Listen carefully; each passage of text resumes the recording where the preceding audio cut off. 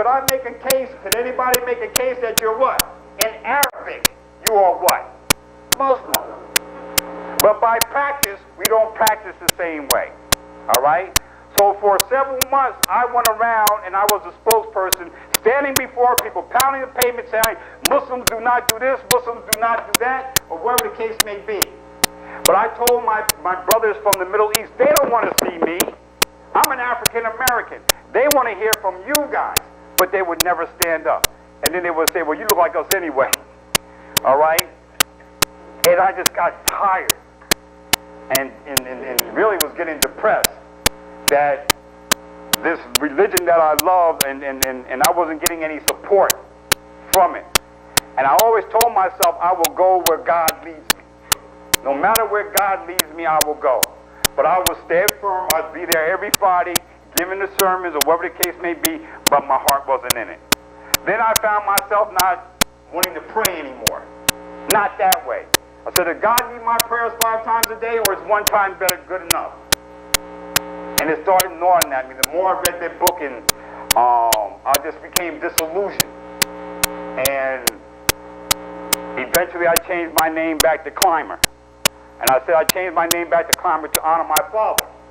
I knew I really changed it to honor my father and to denounce what I was practicing for 25 years. All right? So it was a safety net on both sides. You know, my father gets some praise, and I walk out feeling good about myself.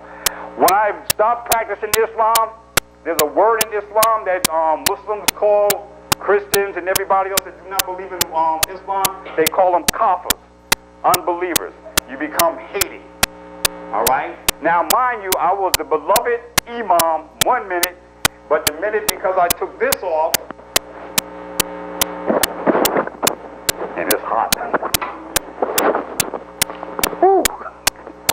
I took that off, and I was like in limbo. Well, let me just back up for a minute.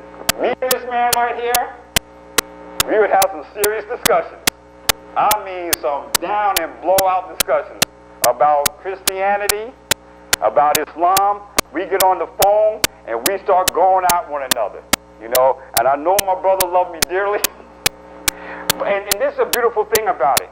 This is the wonderful thing about when you believe in something, that you stay steadfast, that you don't let nobody move you. You cannot say that you believe in Jesus Christ as your Lord and Savior if you're not going to stand by it. That is a contradiction of terms. I went to a prayer meeting one time and a Bible study, and the preacher says, who's willing to die for Jesus? I raised my hand, and nobody else did.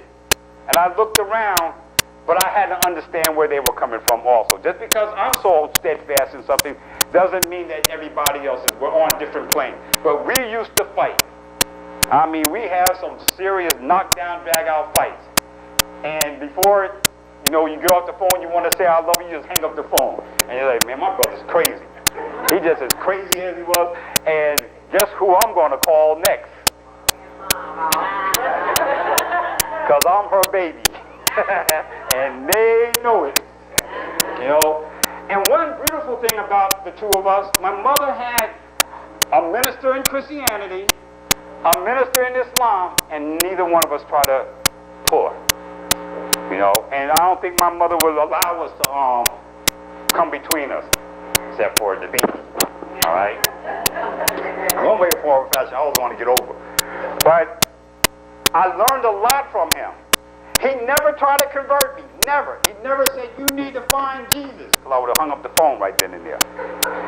But I learned a lot through those discussions. And maybe that was God's way of directing me to come to where I am today. Maybe all those discussions, because I started reading the Bible, and what Muslims say is that this complements this. No, it doesn't. I'm going to tell you something, and this is not to argue with Muslims. All right? It says what in the Bible? Love your who? Love your neighbors. It didn't say love your enemies. It does too, but it says love your neighbors. They are not your enemies. They are your neighbors. And you have to learn to love them. And to use this as your defense. Because Muslims do not there's a thing where it says there's a thin line between Islam and Christianity. Anybody know what it is? Muslims do not believe that Jesus is the Son of God. Muslims do not believe in the Trinity. All right? I started saying, well, God is God. God can make whoever he wants to. And as they say, that God can make children for Abraham out of these stones. All right? So why can't God have a son? And why couldn't this son be here? Because Muslims, believe me, in here, in this Quran, it speaks more about Jesus in this Quran than it does in here. It does. They believe that Jesus is coming back. They don't believe in the crucifixion, though. They just believe that God took him and he poofed him out of here. But he's coming back to save the world and correct everything that was wrongly said about him. But his name is mentioned more in the Quran than it is in the Bible. All right? Muslims believe in all the prophets of God, from Abraham to Jesus. All right?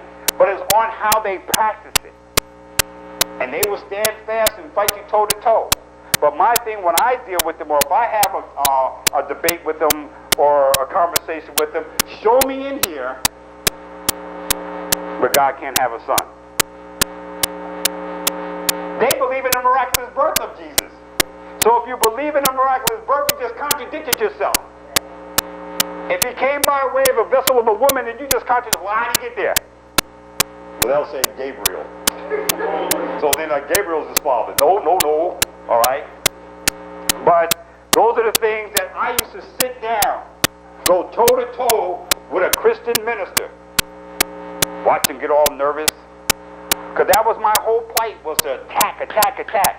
And then it came to me that how dare I attack somebody for what they believe in? Because they don't believe in what I believe in. And the thing that you need to do, if I don't believe in what you believe in, ma'am, the best thing that we can do is say this: peace.